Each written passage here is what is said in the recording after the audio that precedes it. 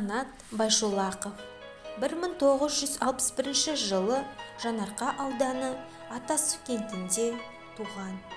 Дзюдо күресінен Қазақстанның әйелдер құрама командасының бас бапкері. Самбо күресінен қазақ жастары және ересектер арасында тұңғыш әлем чемпионы. КСР-ның еңбек сіңірген спорт шебері.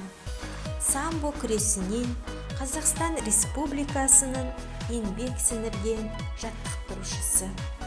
КСР құрама командасының мүшесі.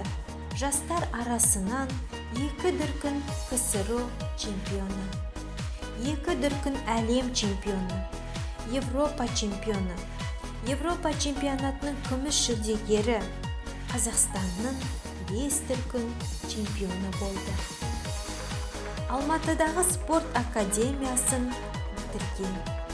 Жанарқа ауданындағы жас сұңқар балалар мен жасөспірімдер спорт мектебінің жаттықтырушысы.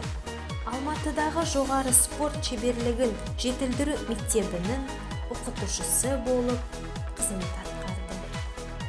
КСР жоғарғы кеңесінің құрмет грамотасымен марапатталған. 2011 жылы дүниеден озды.